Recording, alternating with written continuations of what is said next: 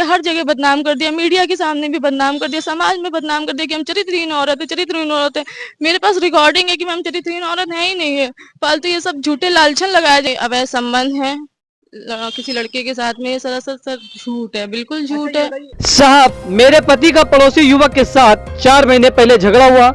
पति ने उसको फंसाने के लिए मेरे ऊपर दबाव बनाया कि तुम उसके खिलाफ छेड़छाड़ का मुकदमा लिखवा दो।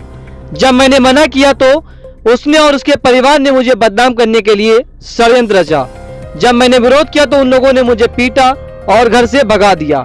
इतना ही नहीं, मुझे जान से मरवाने के लिए बदमाश लगा दिया। मुझे बदमाशों से पिटवाया, जिससे मेरे शरीर पर कई चोटें आईं। पीड़ित अपने मासूम बच्चे के साथ पुलिस ऑफिस पहुंची और अधिकारी से मिलकर शिकायत किया। दरअसल कानपुर के थाना पनकी क्षेत्र की रहने वाली महिला ने बताया, उसका पति आशीष गुप्ता उसको बदनाम करने के लिए मनगढ़ंत आरोप लगाकर समाज में बदनाम कर रहा है। पीड़िता के अनुसार 4 महीना पहले आशीष का पड़ोसी युवक के साथ झगड़ा हो गया। आशीष ने पीड़िता पर दबाव बनाया, तुम पुलिस से शिकायत करो, पड़ोसी ने तुम्हारे साथ छेड़छाड़ की है। लेकिन पीड़िता आशीष की बात नहीं मानी तो आशीष खुन्नस रखने लगा, जिसके बाद से लगातार आशीष और उसके घर वाले पीड़िता के साथ मानसिक और शारीरिक शोषण करने लगे। इतना ही नहीं, पीड़िता और मासूम बच्चे को घर से निकाल दिया, जिसके बाद से पीड़िता लगातार इंसाफ पाने के लिए चौकी थाने के चक्कर काट रही, लेकिन उसको इंसाफ नहीं मिल रहा। पीड़िता ने बताया कि उसको सोशल मीडिया से जानकारी मिली कि सोमवार को पति आशीष ने एक नेता और उसको बदनाम करने के लिए षड्यंत्र के तहत पुलिस ऑफिस में शिकायत किया, जिसके बाद पीड़िता ने भी पुलिस ऑफिस पहुंचकर मंगलवार को शिकायत दर्ज कराई। वही पीड़िता का कहना है कि वह पुलिस कमिश्नर के पास न्याय की उम्मीद लेकर आई है और उसे इंसाफ मिलेगा।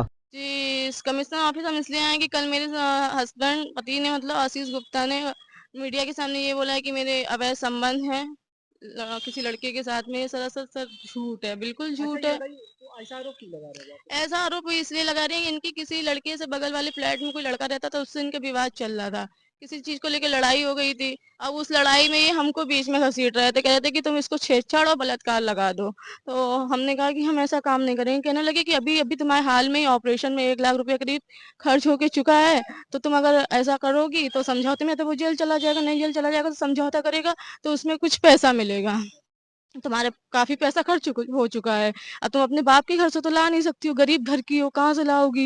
हम इतने साल से तुमसे कह रहे हैं लाओ लाओ, लाती नहीं हो, तो कहीं कुछ नहीं तो हम यही समझ लेंगे तुम अपने बाप के यहाँ से इतना पैसा ले आई हो, तो उससे समझौते में पैसा लगेगा मिलेगा जो वो हम समझ लेंगे इधर कुछ ना कुछ।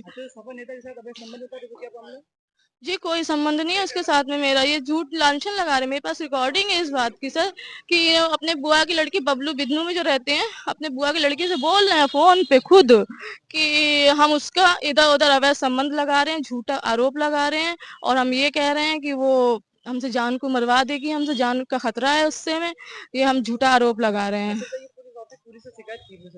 अरे हम आज डीपीसी सर ने हमको आश्वासन दिया है कि मेरे जेठ और मेरे पति के खिलाफ मुकदमा लिखा जाए, क्योंकि हम 4-5 महीने से बराबर धूप में छोटी बच्ची को लेके भाग रहे हैं, इधर उधर भाग रहे हैं। पनकी थाना गए, महिला थाने 4-6 बार गए, चौकी गए, यहाँ सर के पास एक बार पहले और आ चुके हैं हम, ठीक है, लेकिन मेरी कोई सुनवाई नहीं। वहाँ पनकी थाने में पैसा दे देते हैं, इस चीज का भी एविडेंस रिकॉर्डिंग में है कि ये पैसा दे देते हैं, वहाँ मामला सेट कर लेते हैं। वहाँ पनकी थाने वाले मेरे खिलाफ कोई, उनके खिलाफ कोई बात ही नहीं सुनते हैं, बल्कि हम ही को डांटते हैं, धमकाते हैं, ऊट पटांग बोलते हैं, भगा देते हैं गाली गलौज करके पनकी थाने में।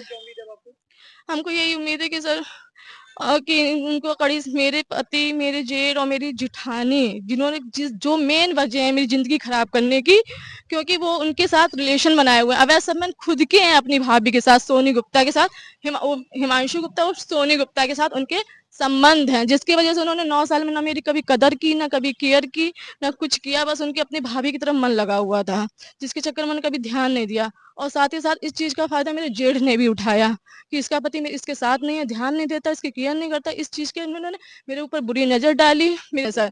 इसका भी हमने 12 तारीख को मेरे MIG रोड पे पनकी में मेरे जेठ ने मेरे साथ मारपीट की, इसका फोटो है मेरे साथ, चोट लगी है जहाँ मेरे हाथ में, इसका भी एविडेंस है, ठीक है। उसके हमने दिया प्रार्थना पत्र, तो वहाँ पे पुलिस ने मेरी कोई सुनवाई नहीं की, कोई भी सुनवाई नहीं की। 2-3 बार मेरे घर आ चुके हैं, गाली गलौज कर चुके हैं, बदतमीजी कर चुके हैं। जब हम ससुराल वाले घर में रहते थे तब भी टाइम बे टाइम घर में घुस आते थे, मेरे जेठ मेरे साथ बदतमीजी करते थे, गाली गलौज करते थे, दबाव बनाते थे, कुछ न अगर नहीं उनकी बात मानते तो बदनाम करने की हमको धमकी देते थे मेरे जेठ। हर जगह बदनाम कर दिया, मीडिया के सामने भी बदनाम कर दिया, समाज में बदनाम कर दिया कि हम चरित्रहीन औरत है, चरित्रहीन औरत है। मेरे पास रिकॉर्डिंग है कि हम चरित्रहीन औरत है ही नहीं है।